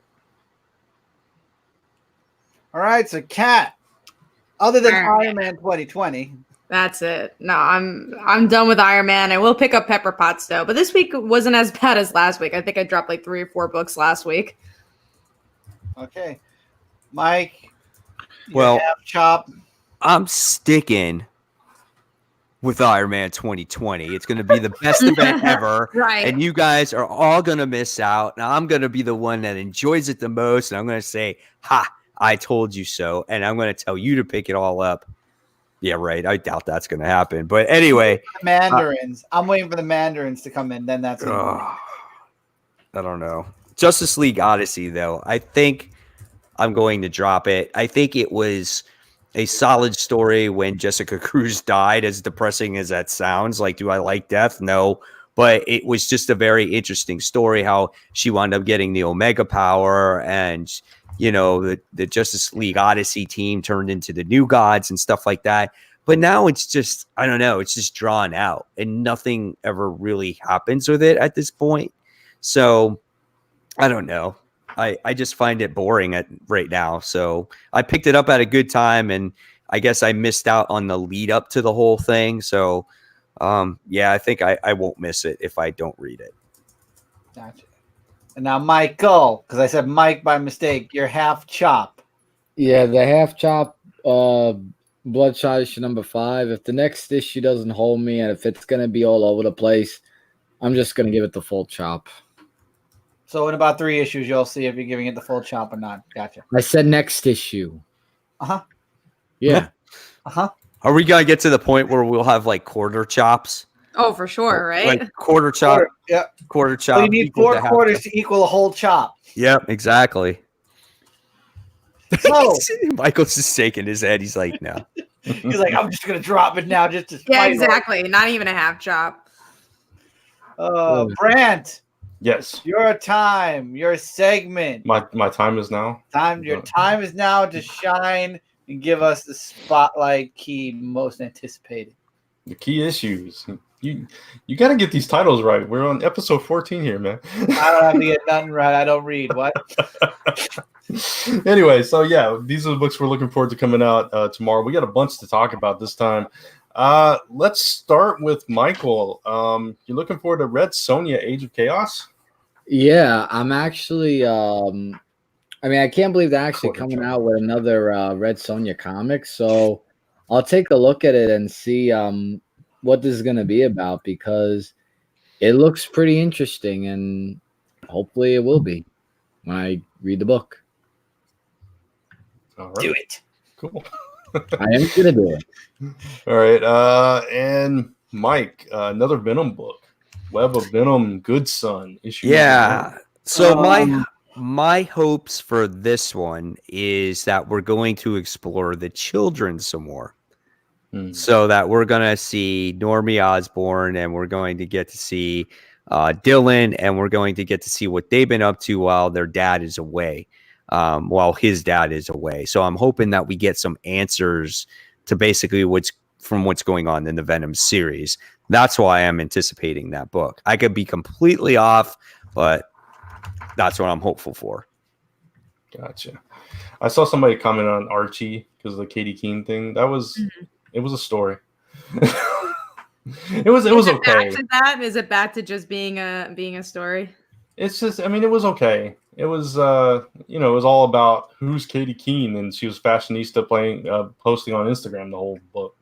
Oh man. That was pretty much the whole issue. It's no Archie versus Predator, that's for sure.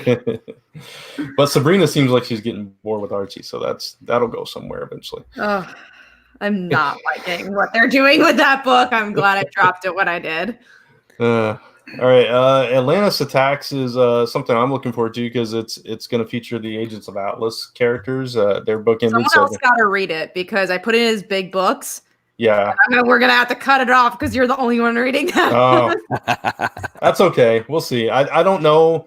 I don't know how I'm gonna feel about it. So I'm hoping it's good. We'll see what happens. I'll get. First, I thought it was another Aquaman event until I looked it up and it was like, oh, it's from Marvel. Okay. Yeah, it's Namor. Namor is attacking. Well, Cat's favorite. I won't be. Don't care about Namor at all. Maybe you'll get his head chopped off again, Cat. Oh, Cat will love that. There are dragons, so you never know. That doesn't do anything for me. No, I'm saying he could get it bitten off. Oh, okay, I like that. Yeah. First he'll get burned and then bitten. All right. Here's one for you and Chris, though. Mighty Morphin Power Rangers 47. I'm looking forward to that. I'm looking forward to seeing what's going to happen with the Omega Rangers now that the Blue Ranger has turncoated. I saw that Ranger Slayer is coming in the next issue or issue after on the cover, so I'm really excited for that. I like that there's a lot of surprises with this one.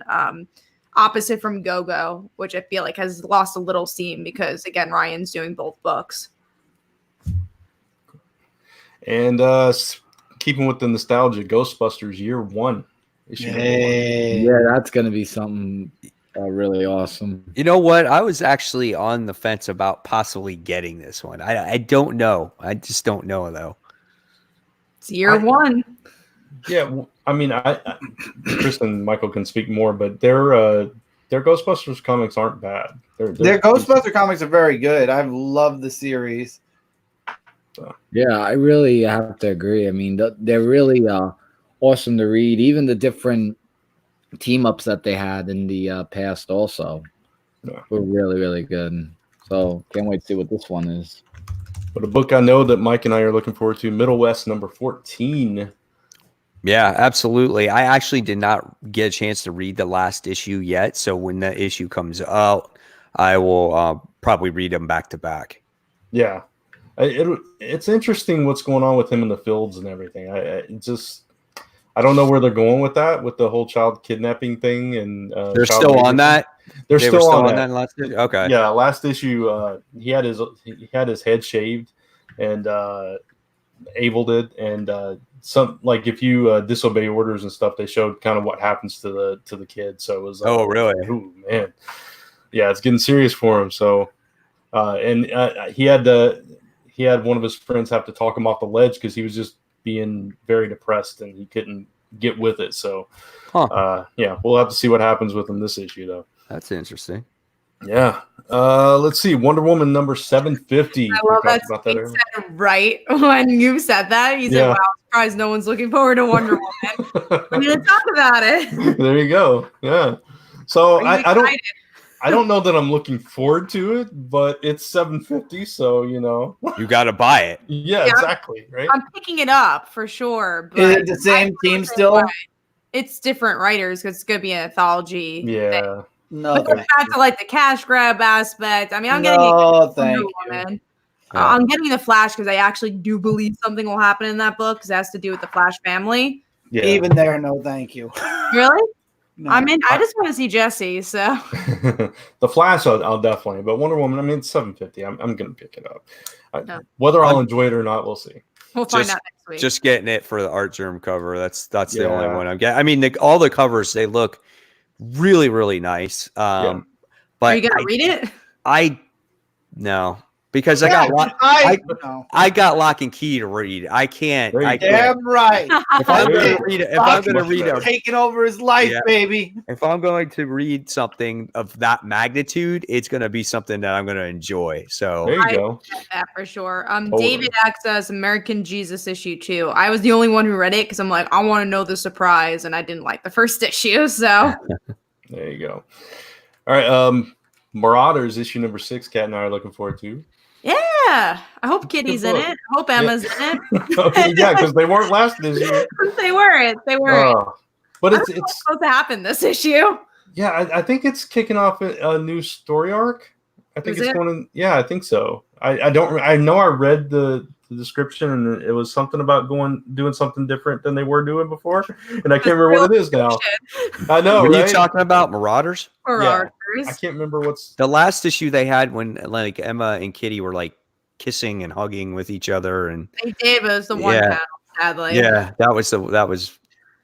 Man, that's bad. I can't remember. I know, right? I'm looking it up now. Oh, it's the Battle of Madripoor. That's what it is. They're caught between Madripoor and the Black King's machination. So it's spinning off of what they kind of started last issue with that. Okay. I mean, I don't know if I'm excited. Exactly. So we'll see. Yeah, but you are excited for Captain Marvel though. Yeah, I mean this arc. This arc has been a little disappointing, but I'm really excited for her against Jen. Yeah, I feel like issue 1 was really good, and then like everything was revealed. I'm like, why are we still in this arc now? I agree. That was the one disappointment. It's like, why so quickly? What's your hurry to reveal the plot?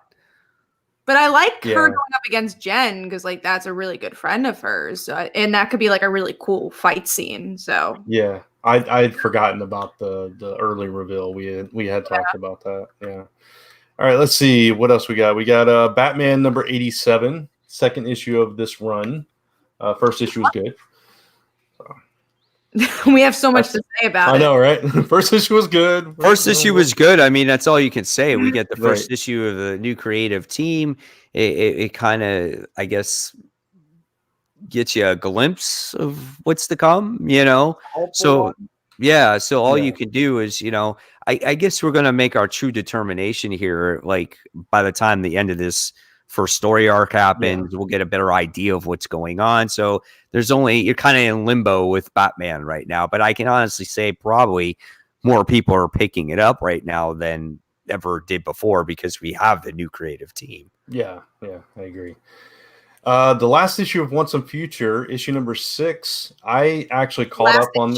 Yeah, it's the 6-issue miniseries. I actually caught up on this today, so I'm finally caught up now. I was 2 issues behind.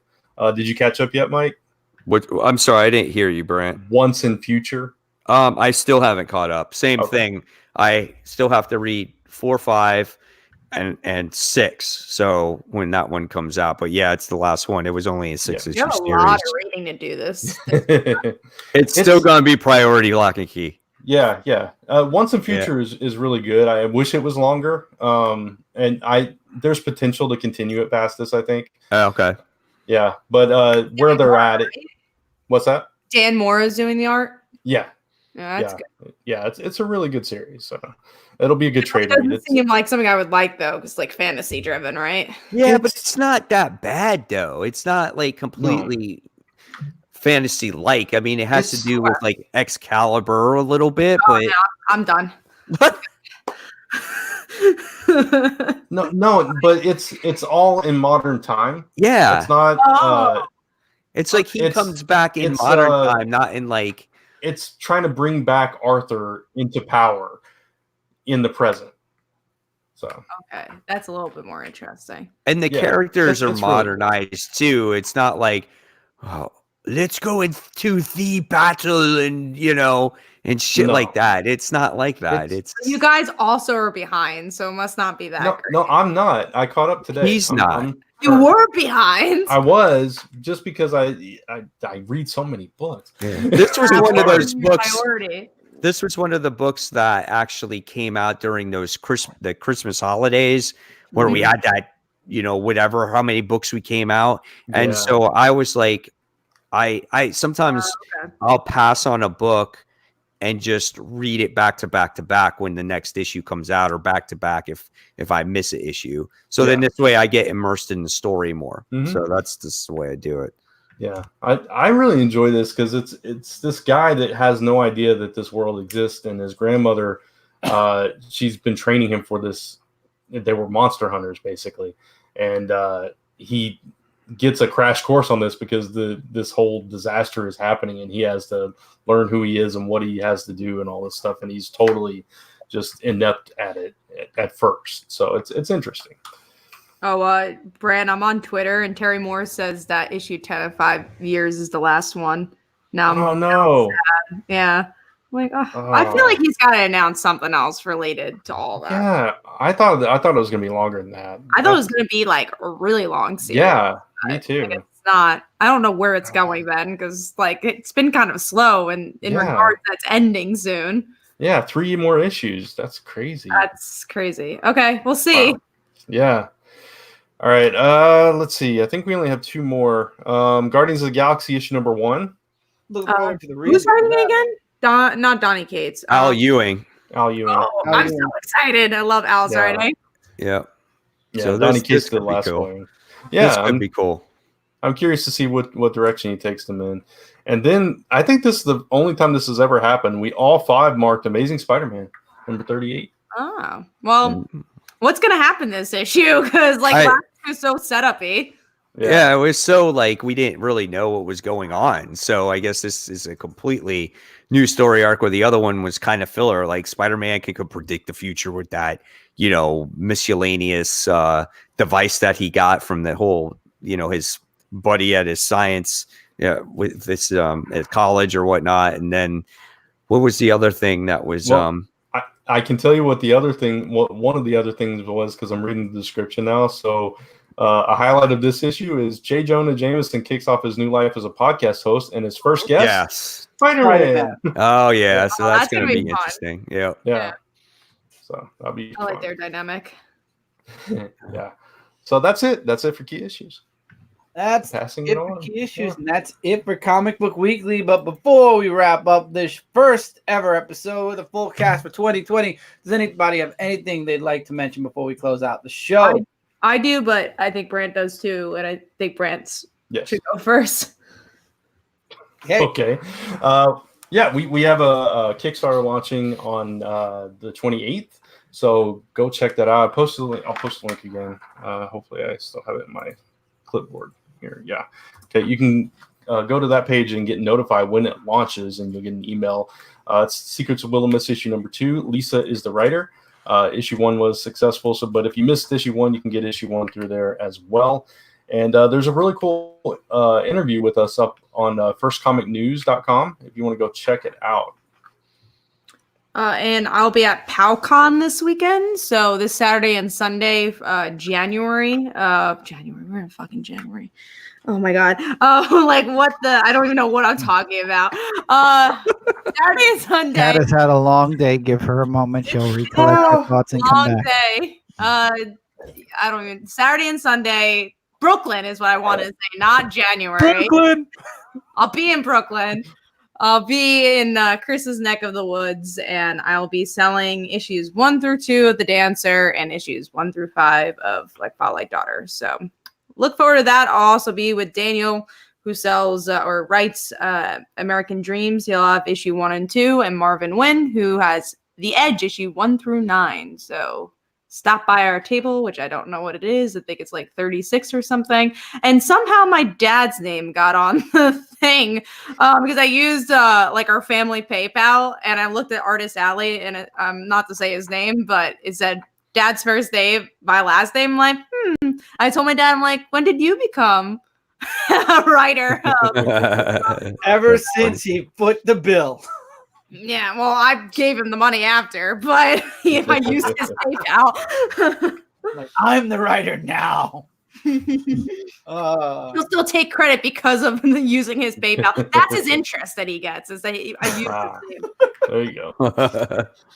So, that being said, thank you all so much for being here. We hope you have a wonderful new comic book day tomorrow. Pick up them books, read them, and we'll be back next Tuesday for another episode of Comic Book Weekly. Don't forget, if you're new, to click that subscribe button. This way we are in your sub box and you don't miss out on a single video. We have this show, we have topic videos, and much more. Above Cat's head, you can click the notification bell to know when we upload said videos and do live shows. Diagonal bottom from Mike Spider Slayer is that thumbs up button. Give this video a thumbs up. Show YouTube you love this video because we love you guys and we hope you love us too. And then underneath Michael is all of the social medias where you can find at Comic Frontline. And then, of course, I always forget to do this. Hold on. There we go. And then you can just follow us all on our social medias in the blue right here. It's under all of our names. And till next time, everybody, take care and have a wonderful week. Yep. Hey, everybody. Good night, everyone. Thanks for watching.